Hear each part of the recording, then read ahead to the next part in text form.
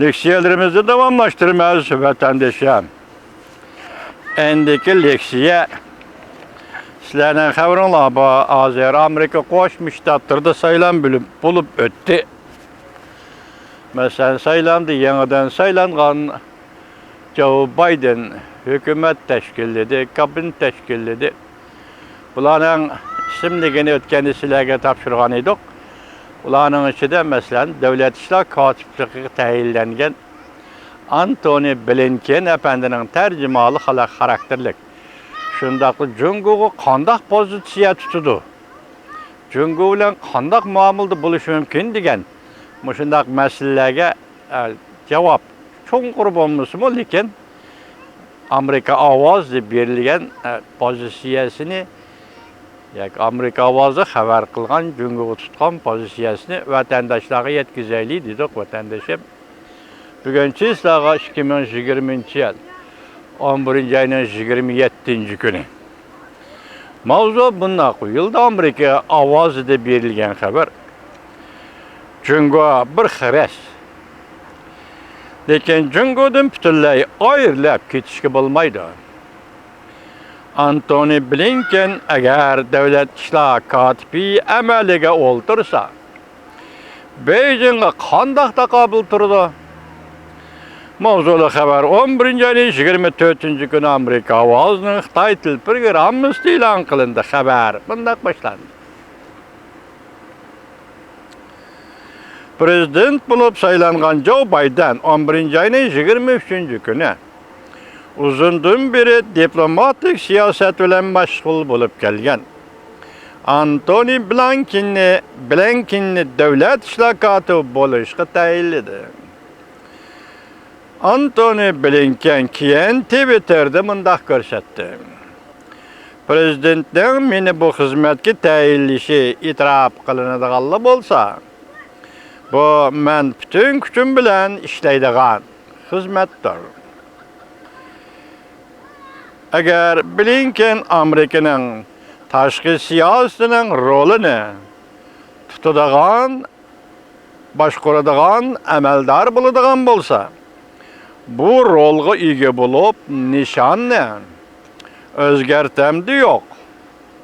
Bu hal Amerika Cungo münasebetiga qandaq özgürüş elip kelidi.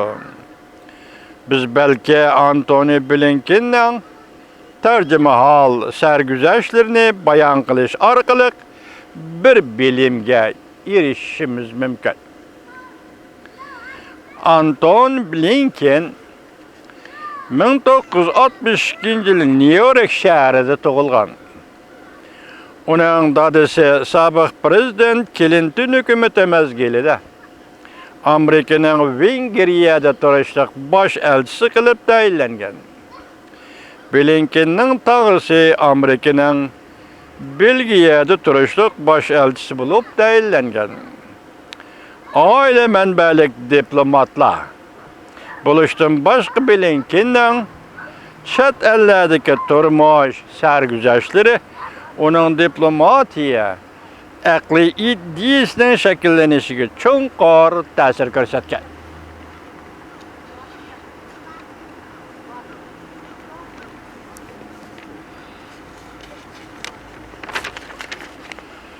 Antony Blinken balalik davrida onasi bilan birga Fransiyada o'ltiraqlashgan. Onun to'liq o'rta maktabdagi saboqlashi navbatda xalqaro krizis tashkilotining boshlig'i Robert Malley Angliya pul muomala gazetiga mundaq ko'rsatdi. Bu terjimahal Antony Blinken'ni Amerikaning tashqi siyosatining dunyodagi boshqa davlatlarga qanday ta'sir ko'rsatganligini tushuntirdi va o'rgatdi. Başka devletler Amerika'na qanday qaravatida qanday baholaydi, qanday kuzatadi. O mahirlik bilan tushunib olalaydigan bo'ldi. Bu ahvol uni Amerikaning xalqaro inovatni qanday yaratish yo'lida ikkinchi bir tanlash bo'lmaydigan darajada yetishtirdi, chayniqtirdi. Antony Blinken Harvard Üniversitesini bitirgen. 1988-yılı Kolumbiya Üniversitetinde kanun fənləri boyunca doktorluq unvanına erişken.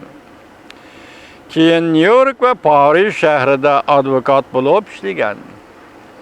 Bazıda siyasi faaliyetlerine katnaşkan. Antony Blinken'in tashqi siyaset hayatı sabık prezident Clinton hükümeti davrlarda başlangan. Blinken 1993-yılı Amerika Devlet Mahkemesi'de hizmetke düşken. Avrupa, Kanada işleri boyunca yardımcı devlet işler katibinin alaylı yardımcısı bolgan. 2 yıl Aksaray'a kirip, Devlet Bexatarlik Komitetinin xadimi bolup işlegen. Sabık prezident George W. Bush davrlarida senatör bolup saylangan. Kengash palatası Tashqi Munosabatlar Komitetining yordamchi bosh qo'rg'uvchisi bo'lgan. Belki bu çağda bu komitetning reisi hozirgi prezident bo'lib saylangan Joe Biden edi. Şu vaqtdan boshlab Antony Blinken Joe Biden bilan cho'nqor do'stlik munosabati o'rnatgan. Davomini anglaysiz vatandosh.